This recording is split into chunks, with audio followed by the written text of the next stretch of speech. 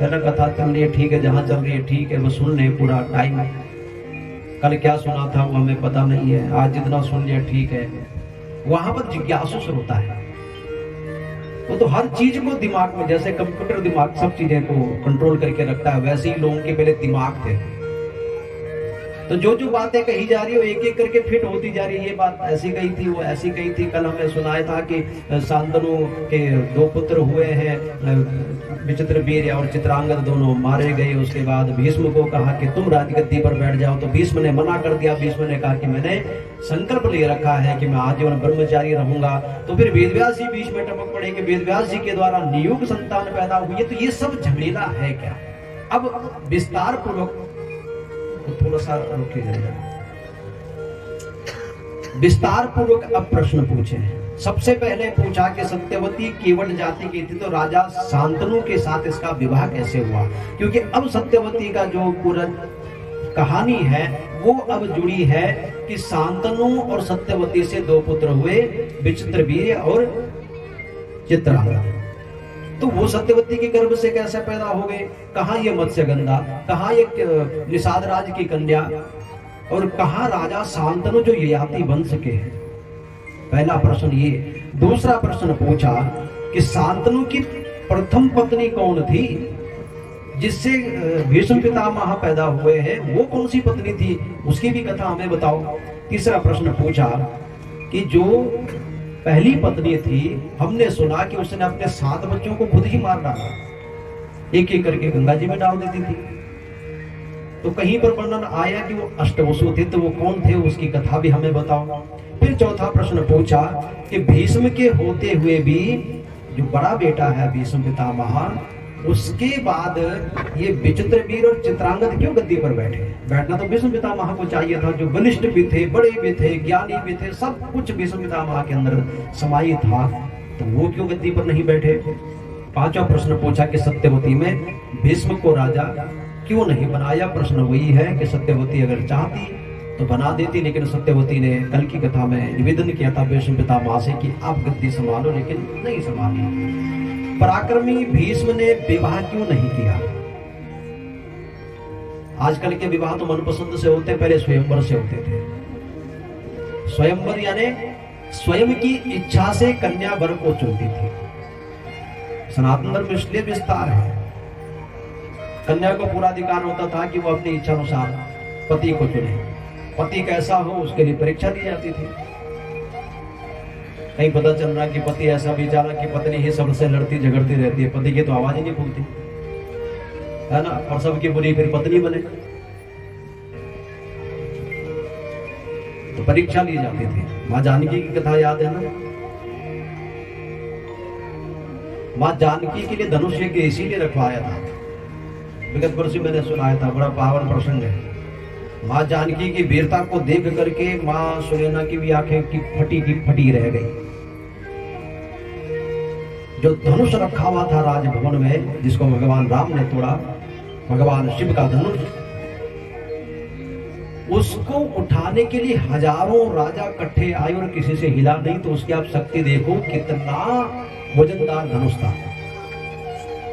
और राजा जनक के नित्य प्रति की नियम था कि वो पहले भगवान की पूजा करते थे, और भगवान की पूजा मंदिर में करने के बाद फिर धनुष की पूजा किया करते थे। वो नित्य उनका नियम था, रूटीन था, उसी के अनुसार वो पूजा पाठ करते थे।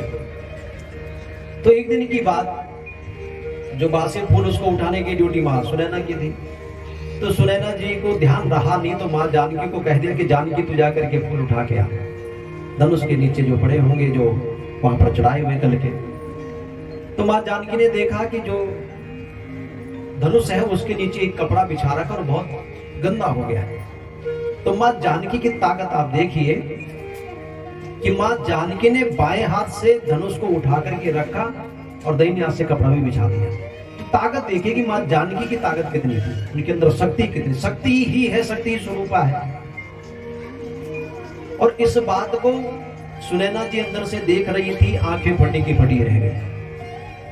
इसको भूत चिपटा हुआ है या कोई ये दिव्य देवी है? ये है कौन जिसने खेल खेल में धनुष को उठा दिया? क्या ये धनुष नकली हो गया या क्या हो गया? और जब माँ जानकी ने तो बड़े साधारण ढंग से वो पूजा वो कपड़ा बिछा करके रख दिया धनुष, उनको तो कोई लेना देना नहीं कि भारी है कि हल्का है, तो अपने काम में लग गई। तो राजा जनक आए, राजा जनक ने पूजा की तो ध्यान दिया कि कपड़ा किसने बदला है। या तो कपड़ा बिछा हुआ था, इसको बदलने के लिए सालों में कभी बड़ा जोर शोर लगा करके फिर वो कपड़े को बदला जाता था। तो ऐसी भी कोई व्यवस्था नहीं हो रही है, कपड़ा भी बदल दिया। तो सुनैना जी से पूछा, बोले ये किसने किया और कैसे किया, कल तक तो हमारा कोई विचार नहीं था कपड़ा बदलने का। तो माँ सुनैना ने कहा कि जो दृश्य मैंने देखा है आप भी उस पर भरोसा नहीं कर सकते। बोले क्या? बोले जानकी ने बाएं हाथ से धनुष को उठा करके और कपड़ा बदल दिया। राजा जनक की आंखों में अश्रुधारा बह उठी, साक्षात भगवती हमारे घर पर आई हुई है। तो कहा कि जो इस धनुष को उठा सकेगा, जो इस पे प्रत्यंचा चढ़ा सके, तोड़ने की बात नहीं हुई थी, तोड़ने तो भगवान राम ने थोड़ा सा हल्का जोर लगाया, धनुष टूट गया। तो जो इस पे प्रत्यंचा चढ़ाएगा उसी के साथ जानकी का विवाह संपन्न होगा। तो स्वयंवर की व्यवस्था थी कि कन्या स्वतंत्र थी कि वो अपने योग्य वर। आजकल स्वयंवर की इच्छा रखो तो पता नहीं कैसे कैसे को उठा के ले आएगा, है ना। उतनी बुद्धि भी नहीं रही, उतनी धीर गंभीरता भी नहीं रही। कुछ कुछ है जो बड़ी समझदार है लड़कियां, बहुत ऐसी हैं कि देखो एक फ्रेंडशिप वो ठीक है, एक सब कुछ, लेकिन जिसको जीवन साथी चुनना है उसके अंदर तो कई गुण होने चाहिए। आंखों में पट्टी बांध करके और ऐसे ऐसों के साथ फिर वो लब जिहाद और ये और सो। जलंधर की लुधियाने की एक बड़ी सच्ची घटना है। इसलिए जो बच्चे हैं उनको भी थोड़ा सा आंखें कान खोल के रखने चाहिए। प्रेम भगवान का स्वरूप है, प्रेम भगवान का स्वरूप है, लेकिन क्या सच में जिसको आप प्रेम कर रहे हो क्या वो भगवान के तुल्य है? चाहे वो लड़का है चाहे लड़की है, कोई भी है, क्या उसके अंदर वो गुण है कि आप एक दूसरे के जीवन पूरक बन करके रह सको? क्या आप ये सब सोच करके और उन चीजों को, आपके भी परिवार का नाम बदनाम ना हो, अगले का भी कुल खराब ना हो, इन सब बातों को सोचते हो? स्वयंवर के लिए कहे भी दे तो ऐसी स्थिति पैदा कर देंगे कि स्वयंवर नहीं स्वयंवर वाली बात हो जाएगी। या तो कोई बुद्धिजीवी बच्चे हैं। तो पहले का समय ये था कि स्वयंवर रचा जाता था, स्वयंवर के अनुसार विवाह संपन्न होता था। तो यहाँ पर प्रश्न पूछा गया कि भीष्म पितामह को क्यों राजगद्दी नहीं दी, और एक सबसे कड़वा प्रश्न पूछा गया कि पुराण करता धर्मात्मा सकथम कृतवान मुनि सेवनम परिदाराणाम भ्रातुश्चैव विशेषतः। सोनक आदि 88,000 ऋषियों के मन में वही बात चल रही है कि नियोग विधि के द्वारा जो संतान पैदा की गई है वो शास्त्र सम्मत नहीं लग रही है कि एक वेद व्यास जी जैसे संत और अपने छोटे भाइयों की जो पुत्र वधू है उनके द्वारा संतान पैदा करना कौन सा धर्म है, ये हमारी समझ में नहीं आया। तो जब ये बात पूछी तो एक एक करके बातें कही है कि अब मैं आपको बताता हूँ कि सारी कहानियां है क्या। कि इक्ष्वाकु वंश प्रभवो महाभीषयते स्मृतः सत्यवान धर्मशीलश्च चक्रवर्ती नृपोत्तमः। अब ये जो मुख्य कथा है, इस कथा में सभी चीजों का वर्णन है कि क्यों गंगा ने अपने पुत्रों को मारा और शांतनु राजा का जीवन इतना कष्टमयी रहा, ये सब बातें। अब कहा कि इक्ष्वाकु वंश में एक राजा हुए हैं, वो राजा भगवान के बड़े उपासक हैं और इंद्र को भी उन्होंने प्रसन्न कर दिया था। राजा का नाम था महाभिष। इंद्र से मित्रता हो गई और इंद्र से जब मित्रता हुई तो आना जाना बराबर चलता रहा इंद्र के यहाँ। एक दिन इन्होंने विचार किया कि ब्रह्मा जी को जाकर के मिलना चाहिए। तो इंद्र भी और इत्यादि कुछ अप्सराएं भी साथ में थी। तो जब ब्रह्मा जी के यहाँ गए, एकदा ब्रह्म सदनम गतो राजा महाविष। एक दिन बोले इंद्र आदि देवताओं के साथ और ब्रह्मा जी के यहाँ पहुंचे हैं महाराजा महाभिष। तो वहां पर सभी के सभी बैठे हुए थे और जब बैठे हुए थे तो इतने में माँ गंगा भी वहां पर आ गई। तो जब माँ गंगा अपनी सखियों के साथ वहां पर आई तो वहां पर तेज हवा का झोंका उड़ा और माँ गंगा का पल्लू जमीन पर गिर पड़ा। और जैसे ही जमीन पर गिर पड़ा तो सबकी नजरें नीचे हो गई। जितने भी देवता इत्यादि थे सब शर्मा करके नजरें नीचे हो गई। महाविष्णु राजा की नजरें नीचे नहीं है। तो शास्त्र कहते हैं कि अर्थात तुराणाम न सुखम न निंद्राम, कामा तुराणाम न भयम न लज्जाम, विद्या तुराणाम न सुखम न निद्रा, क्षुधा तुराणाम न रुचि न वेला। जो अर्थ का जो लालची होता है, जो पैसे का जो लालची होता है, ना उसको जीवन में कभी सुख मिलता, ना कभी वो नींद पूरी कर पाता, हमेशा दुखी रहता। हमें तुराणाम न सुखाम न निद्रा। दूसरी बात ये भी कही कि ऐसे विद्यार्थी भी का जीवन है, जो बच्चे पढ़ाई कर रहे हैं उनको तो सुख का भी त्याग करना चाहिए और नींद का भी त्याग करना चाहिए। विद्यार्थी जीवन में जिस बच्चे ने सुख सुविधा पूरी ले ली वो कभी जीवन में तरक्की नहीं करेगा। जो विद्यार्थी सोया हुआ, गुरुकुल का नियम, हम लोग जब तक गुरुकुल में रहे हैं कभी 4:05 पर नहीं उठे। 4 बजे ही उठना, चाहे डंडे पड़े, चाहे रात को 12 बजे सो, चाहे 1 बजे सो, उठना तो 4 बजे ही पड़ेगा। और जो विद्यार्थी जीवन में सो जाता है मजे से 7-7, 8-8, 9-9, 10-10 बजे तक, और पढ़ाई का भी ढंग देखो कितना विपरीत आजकल हो गया। रात को पढ़ते रहते हैं, सवेरे सोते रहते हैं। जबकि विद्या अध्ययन का सबसे उचित समय ब्रह्म मुहूर्त का है। प्रातः काल जो विद्यार्थी बच्चा जो पढ़ता है वो कभी विस्मृति नहीं होती, वो जीवन भर बनी रहेगी प्रातः काल के शुद्ध और पवित्र वातावरण के साथ। क्योंकि किसी भी चीज को आप अगर थकावट के साथ कर रहे हो, रात्रि का समय तो सोने का है, इन सारे शरीर को विश्राम देने का, कि इंद्रियां जो थकी हुई है, जो मस्तिष्क थका हुआ है, उसको आराम मिले। और जब वो प्रातः काल उठे तो वो पुनः अच्छे भाव के साथ रहे और वो मस्तिष्क संचार में रहे। तो जो उस समय पर विद्याध्ययन हो जाती है उसका तो जीवन भर वो कभी विस्मृत नहीं होता है। लेकिन आजकल की विद्याएं उल्टी विद्या, रात्रि को 2-2 बजे तक पढ़ो और सवेरे 11-12 बजे तक सोते रहो। साथ में कहा कि क्षुधा तुराणाम न रुचिम न वेला।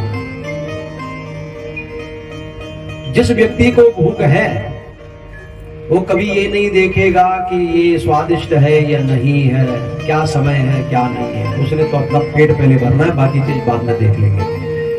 तो यहाँ पर महाविष्णु राजा ने नजरें नहीं हटाई और इस बात पर गंगा भी मुस्कुरा दी। तो ब्रह्मा जी ने जब ये देखा तो ब्रह्मा जी को क्रोध आ गया। ब्रह्मा जी ने कहा, बोले निर्लज्जों की तरह भरी सभा में और ये सब कार्य कर रहे हो। आजकल के तो कुछ भी व्यवस्था है, कोई पहनावे का ढंग नहीं है, कोई कुछ नहीं है ना, वो सारी अव्यवस्था है। उसको तो फिर टॉपिक पे बात करेंगे तो फिर कहेंगे वही गलत बातों पर ये कर रहे हैं, लेकिन करे क्या। ब्रह्मा जी ने इतनी ही बात पर कि पल्लू जमीन पर गिरा और महाविष्णु राजा की नजरें नहीं हटी और गंगा ने मुस्कुरा दिया। बस ब्रह्मा जी ने कहा कि अमर्यादा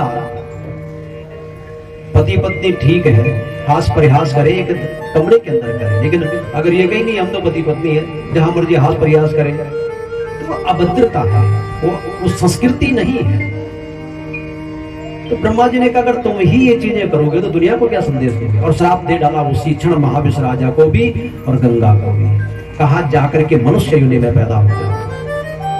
अब महाविष्णु राजा ने हाथ जोड़े, हे प्रभु मेरे से गलती हो गई। बोले गलती, अगर ज्ञानी अगर गलती करे तो फिर वो गलती नहीं मानी जाती। एक बार जब राजा युधिष्ठिर छोटे थे तो उनकी बुद्धि की परीक्षा ली गई।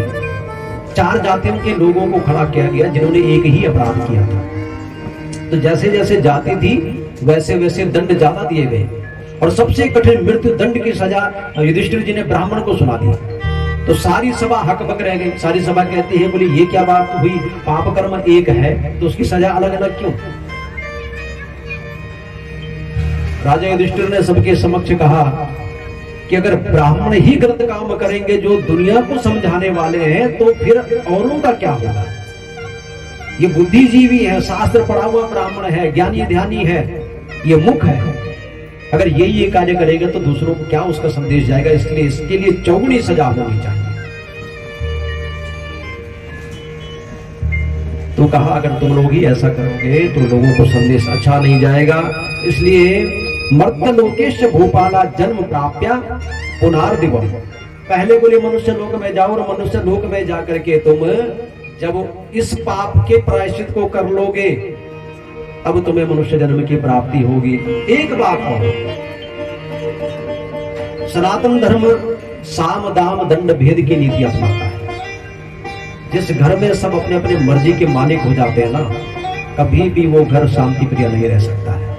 एक भय होना अति आवश्यक है, एक डर होना अति आवश्यक है। जब माँ बापों का डर ही नहीं है वो बच्चे क्या समय पर घर आएंगे। जब माँ बापों को कुछ समझते ही नहीं है वो अपने जीवन के लिए क्या सोचेंगे। जब माँ बापों को आप निरादर कर रहे हो तो फिर कहां से धर्म चलेगा।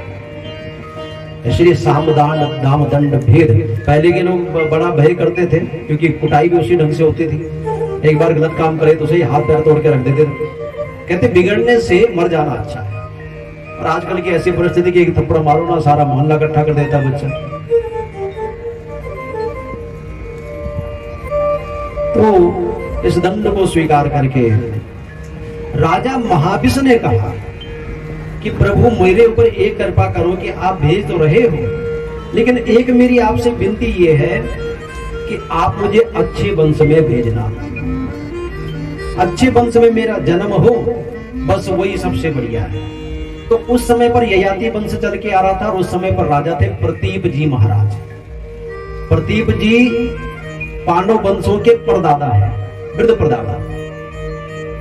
तो प्रतीप जी के यहाँ जन्म लेने के लिए कहा तो समय के अनुसार राजा प्रतीप के यहाँ शांतनु के रूप में जन्म लिया है महाभिष राजा ने। और जब जन्म धारण हो गया, इधर की कथा फिर एक भूमि है और गंगा को भी श्राप लगा, थोड़ा दिमाग में बिठा के चलिए। और महाराज महाभिष को भी श्राप लगा कि मनुष्य जो योनि में जुड़ गए। इधर महाभिष राजा शांतनु बनकर क्या गंगा पृथ्वी पर अवतरित। अष्टवसु अपनी पत्नियों के सहित एक दिन घूमने निकले और घटना एक दूसरे से जुड़ती चली गई। अब अष्टवसु जब गए तो वहां पर देखा एक गाय खड़ी है और उस गाय का नाम है नंदिनी गाय। उसका दूध अमृत के तुल्य। तो उनमें से जो सबसे जो राजा थे उन वसुओं के, वो वसु राजा और इनकी पत्नी का नाम था ध्यो। तो ध्यो ने अपने पति से कहा, 8 वसु सारे के सारे इकट्ठे हैं। तो ध्यो ने अपने पति से कहा कि हे पतिदेव, आप मुझे ये बताइए कि ये जो नंदिनी गाय है इसके दूध पीने का मैंने सुना है कि बहुत बड़ा असर है। तो उन्होंने कहा, बोले इसकी महिमा क्या बताऊं। जो व्यक्ति इस गाय का दूध निरंतर पीता है उसको 10,000 वर्ष की आयु प्राप्त हो जाती है। और जैसे जैसे पीता जाता वैसे वैसे उसका रूप यौवन संवरता चला जाता है ना। आजकल कई प्रकार के मेडिसिन खाते हैं, विटामिन की गोलियां और ये सो अपने शरीर को मजबूत रखने के लिए। तो नंदिनी गाय के दूध में इतनी शक्ति कि 10,000 वर्ष की आयु प्राप्त हो जाती है और सुंदरता दिन प्रतिदिन बढ़ती चली जाती है। बुढ़ापा नाम की कोई चीज नहीं। अब तो देव ने कहा, बोलिए गाय मुझे चाहिए।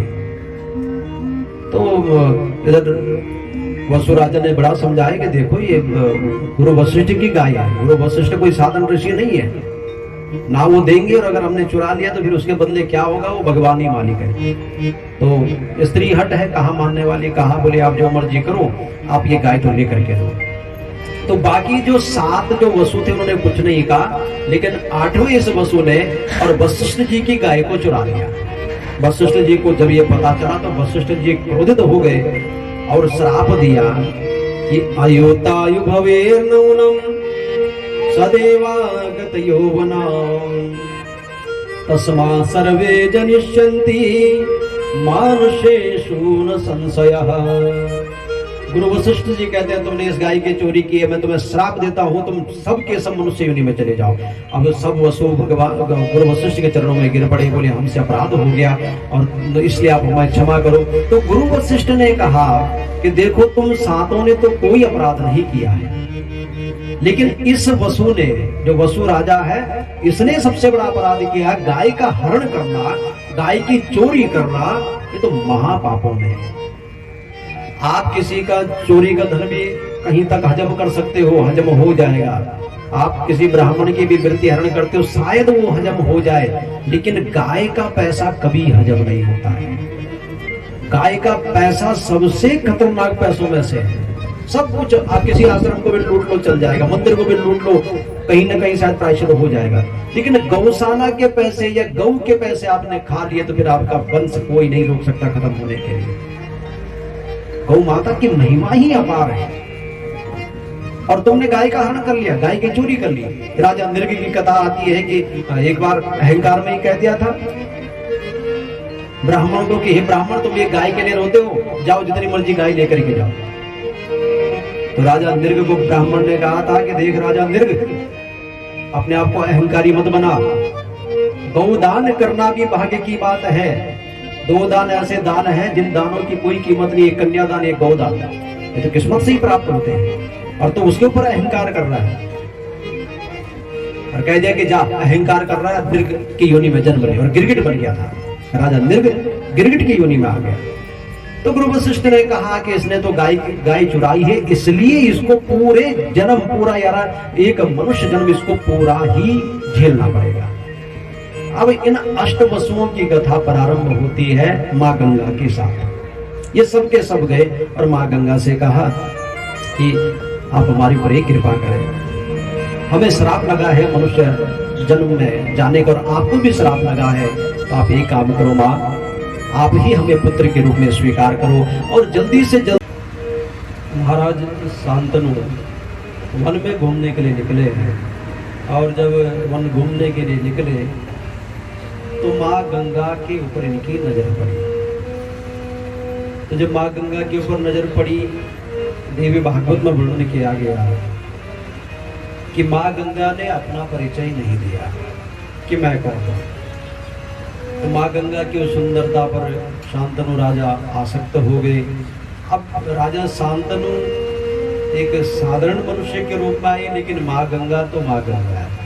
माँ गंगा को सारा वृत्तांत याद है कि किस प्रकार से मुझे श्राप के कारण यहाँ आना पड़ा, और राजा शांतनु ही महाविश्व राजा है जो शांतनु बन करके आया। तो शांतनु ने गंगा से अनुरोध किया कि यदा चत्तम नृपश्रेष्ठा न करिष्यामि मे वचः तदा मुक्त गमिष्यामि यथेष्टम देश मास विशत। राजा शांतनु ने कहा कि गंगा, मैं कौन हो तुम और तुम्हारा परिचय क्या है? तो कोई नाम पता कुछ नहीं बताया। तो राजा शांतनु ने कहा कि मैं तुम्हें रानी बनाना चाहता हूं। तो यहाँ पर माँ गंगा ने शांतनु से वचन मांगे। माँ गंगा ने कहा कि मैं जो कुछ भी करूंगी, चाहे अच्छा करूं चाहे बुरा करूं, तुम कभी भी मुझे ये नहीं पूछोगे कि तुमने ये क्यों किया, और ना ही मैं किसी बात का जवाब दूंगी। और जिस दिन मैंने जवाब दे दिया उसी दिन मैं तुम्हें छोड़ करके चली जाऊंगी, और जिस दिन तुमने पूछ भी लिया उसी दिन हमारा संबंध भी खत्म हो जाएगा। बड़ी धूमधाम से राजा शांतनु का और गंगा का विवाह हुआ। एक पुत्र को, पहले पुत्र को जन्म दिया। राजा शांतनु के मन में कुछ पता ही नहीं है कि क्या करेगी क्या नहीं करेगी। बड़ी प्रसन्नता हुई, सारा महल खूब सज धज गया कि बेटा हुआ है, राजकुमार पैदा हुआ है। लेकिन माँ गंगा ने उसको उठाया और गंगा में ही जल प्रवाह कर दिया। इस दृश्य को राजा शांतनु ने देखा तो बेचारे डर गए, बड़े भय पैदा हो गया कि ये स्त्री है कौन। कोई अपनी संतान को कैसे मार सकता है, लेकिन वचनबद्ध थे इसलिए पूछ नहीं पाए। और जब पूछ नहीं पाए तो सहम के रह गए। फिर दूसरी संतान हुई, तीसरी संतान हुई, सबके साथ इसी प्रकार का व्यवहार माँ गंगा करती चली गई। अब सारे महल में राजा शांतनु की ही बदनामी शुरू हो गई। लोग कहते हैं पत्नी का इतना चमचा, राजा है। यहां तक कि कुलगुरु के पास भी गए तो गुरु ने कहा कि पूछा कि तुम कर क्या रहे हो, तुम तो इस समाज को भी धकेल रहे हो। एक राजा को एक ऐसा वचन देता है। राजा अपने सुख के लिए कभी नहीं, इसलिए राजा वही है जो सब सुख त्यागे। इस देश का बेड़ा गर्क तो आज उन नेताओं ने ही कर रखा जिनको फुल फैसिलिटी चाहिए। देश का आधा से ज्यादा कोष तो नेताओं पे खर्चा होता है, सच्चाई है। सब कुछ फ्री में चाहिए, सब कुछ। 1 घंटे के लिए भी मंत्री बन जाओ, पेंशन शुरू हो जाएगी। ऐसा नहीं है। आप शपथ ले रहे हो कि हम समाज सेवा करें, ये समाज सेवा है, इसको आप समाज सेवा कहते हैं। एक बच्चा सारी जिंदगी पढ़ाई कर करके वो बेचारा तब जा करके कोई नौकरी उसको नसीब होती है, उसके लिए भी